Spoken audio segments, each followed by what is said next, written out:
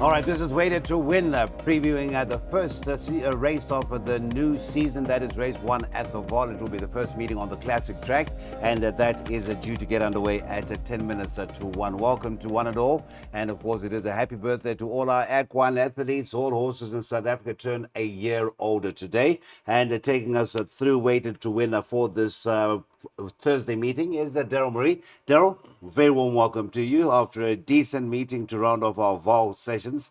We start off on the classic track after a standside track meeting yesterday. Yeah, I must congratulate Marco van Rensburg. I mean, 100% strike rate, 4 from 4. Hopefully he continues that good form into the new season. And he's ambitious. He wants to get in over 100 winners for next season. And Yeah. why not set lofty goals? A few seasons back he rode over 100, so yeah, I mean he really doesn't get the opportunities he deserves. Cecil, the opening leg of the Bipot, I've played the safe routes. I've gone with numbers 9 and 11. Now obviously number 9, Roman's Revenge, is making his debut for his new yard. In the same silks of Sugar Blast, who's had 2 runs for Tony Peter up on the half vault, and he ran second and first. So you can see in his penultimate start, he ran against winners. In that race was a horse called Makazole, less than 2 lengths ahead of him. He came out and won a feature at Fairview last week, Friday.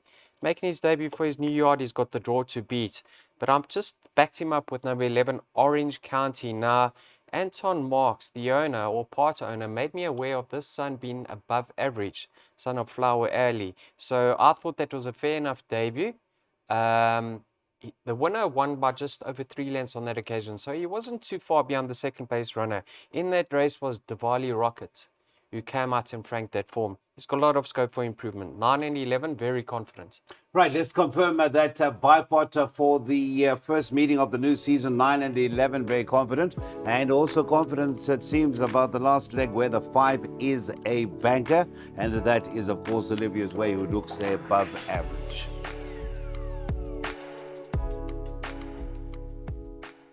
All right, Bipot out of the way. Hopefully 9 and 11 suffice, and hopefully we do double up, because we're now getting into race 2, racing today, maiden plate over the 1,500 meters. And of course, racing today, the magazine show turns a 2 very much on the 1st of August. Happy birthday to Racing Today. This is their 2nd anniversary. Now, a stable that has certainly rounded off the last season in good form and gets into the new season with a favorite. That is, of Corbus Rue, number 4, Lace Wing, representing the stable at 14 to 10.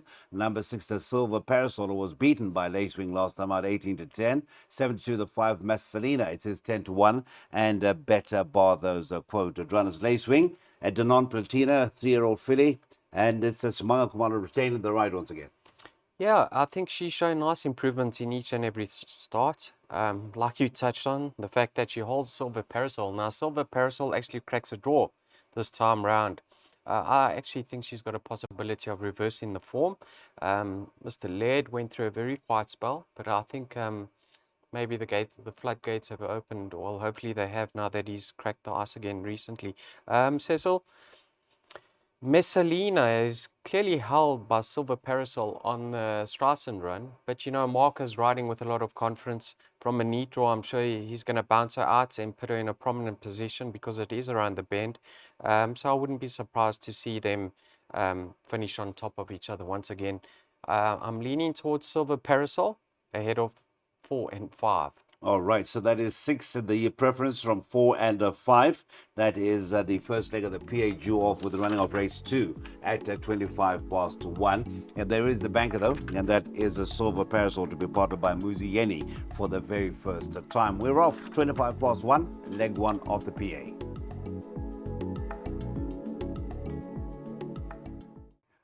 The season may have changed, but the contact details definitely don't change. There's our X handle and our WhatsApp number to get in touch with the Weighted to Win. We look forward to your company throughout the next 364 days and counting. Right, race number 3. This is the medal stakes over the 2,000 meters. It is renewing rivalries, the pedigree coupling of Wafifa and Imperial Master. Now, just having a look at the favorite, was also in that race behind Imperial Master, is Melaju, who was said before before the race not to be quite ready, match fit. But I think after that, a very good run winner towards the fastest finishes at 5-2. 7-2, number 2, Imperial Master. It is Wafif at 11-2, as well as the Vesuvio, the 8 at 11-2. Trappy contest. Weather Wizard, I see, is in a new home. Same owner, Mr. Tommy Shaw, after having exited the Brett Crawford stable. Yes, and you know, sometimes a change is as good as a holiday. Now, we've seen these silks in the Broncos stable in the past with City Lights. Yeah, what's interesting is a set of blinkers gets fitted for the first time. This horse, Cecil, on occasion, he shows a lot of ability, but he blows hot and cold. So on his day, I think he is capable. I have included him. I'm leaning towards number 9 over here, Royal Edition, as the likely winner. Now, he's a son of, or by Flower Alley. The Dam Stayed, you know, I think she won a few races over ground. But I had a look at his breeding and his sibling. He's a half brother, right? To Royal Badge. Yes. Trained by Stan Ellie, if I'm not mistaken. Royal Badge in the colours of Messrs. Fullard and Yes, Drew, correct. etc. And they're placed in the July, now that I think about it. And he, behind Dynasty. okay. Yeah. Well done. And yeah, he won a race over a mile and a half. So yeah, he's carrying 52 kilograms. He's unexposed of the distance, and I think he's going to appreciate it. You know, Jason Gates likes to get them rolling, so I think he's going to go very close. What's also interesting is the stable are in fine form currently. Those colours also quite prominent. What's that horse you always say, watch on the stand side track? Ran a cracker yesterday, Jason Gates. In one of our latter races, it'll come to me as we progress through the afternoon. Okay, so Royal Edition would be your value bet in race number 3, or your first choice? Yes. Are you talking about Archimedes or not? No. Archimedes, yes. Okay, and then Cecil, I've also included Miller Hugh. Now, he's 2 kilograms better off with Imperial Master. But what I want to say is he likes to be given a chance, and in a small field this time around, he shouldn't be too far back. Turn him for home. So I've got numbers 4, 6, and 9. I'm leaning towards the 9, Royal Edition. Okay, let's confirm those numbers in that first leg of the pick. 6, 4, 6, and 9. And that is an off time of 2 o'clock to race number 3.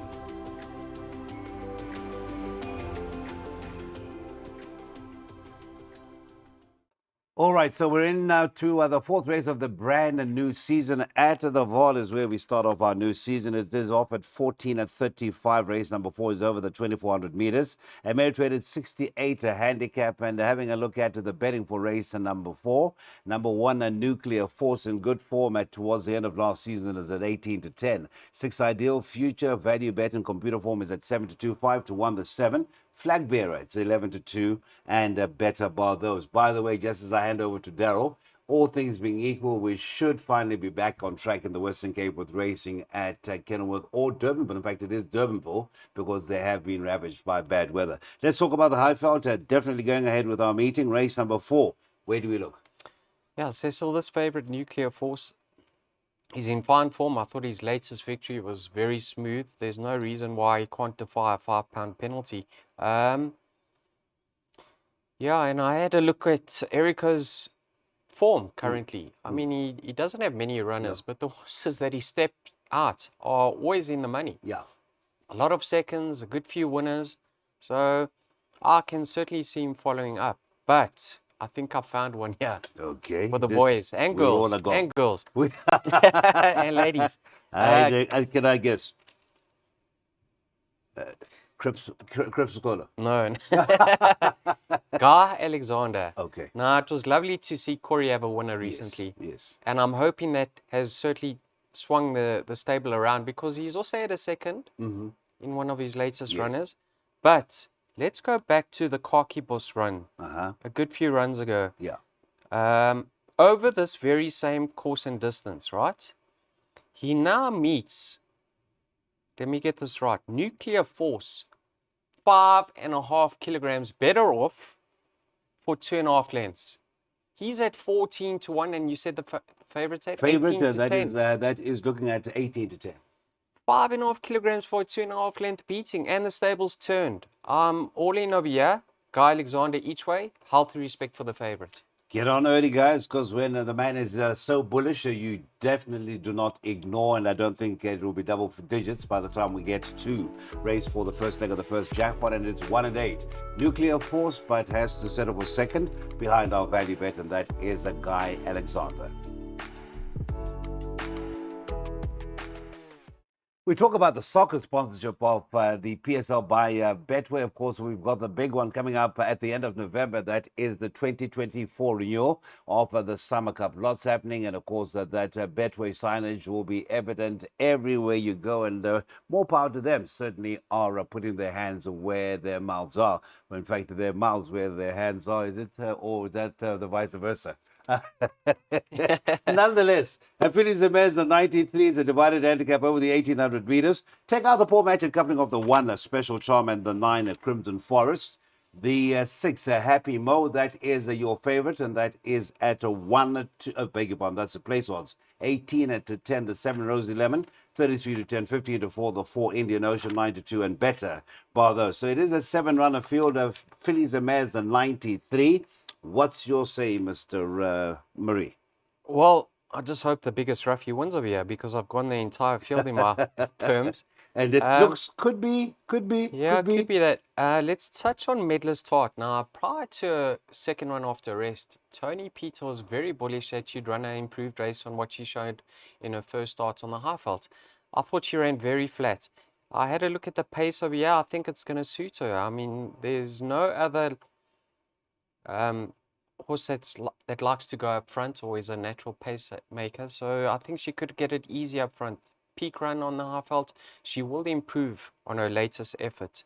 Let's touch on the class package in the race, and that's Indian Ocean, Cecil.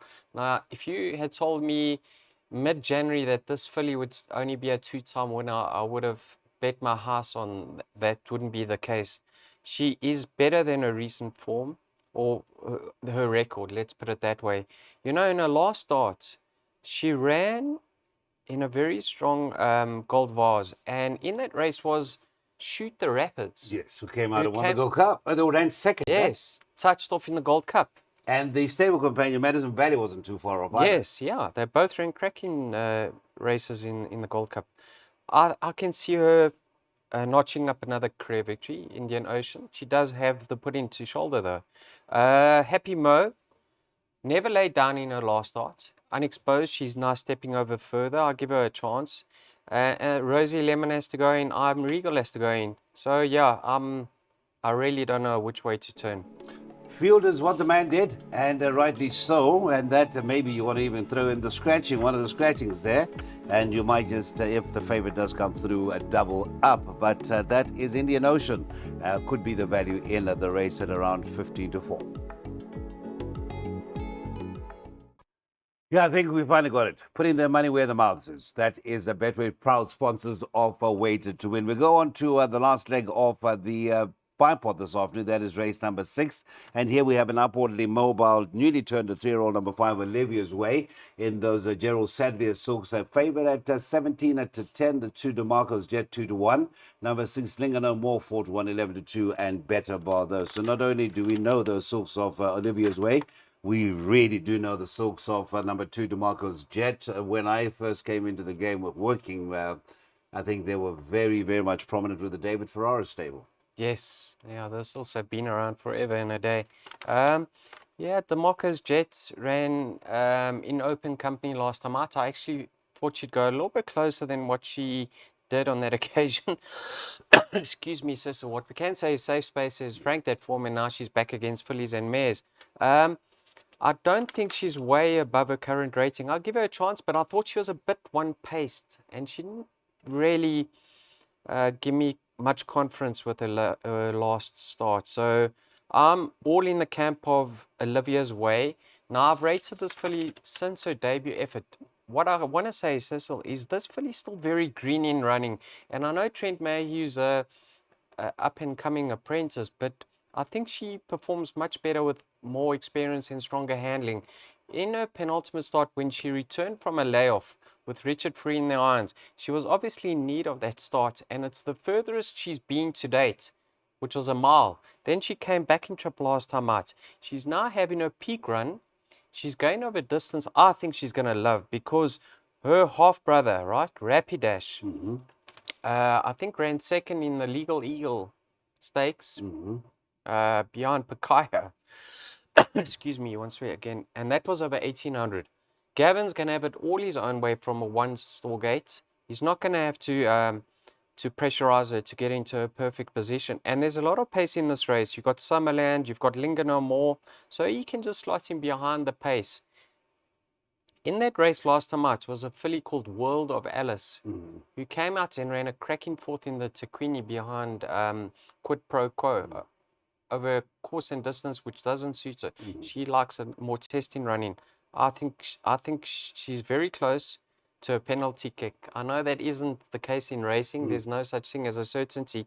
But I believe if everything goes her own way in running, she'll win hard held. Okay, so Gavin could have a brilliant afternoon because we're still going to talk about one or two other plum rides that he's got. Well, one more that he's got, and that's in the next race. Olivia's Way, that is for Roy Magner and Gavin Larena to possibly come home smoking a pipe, according to Mr. Marie.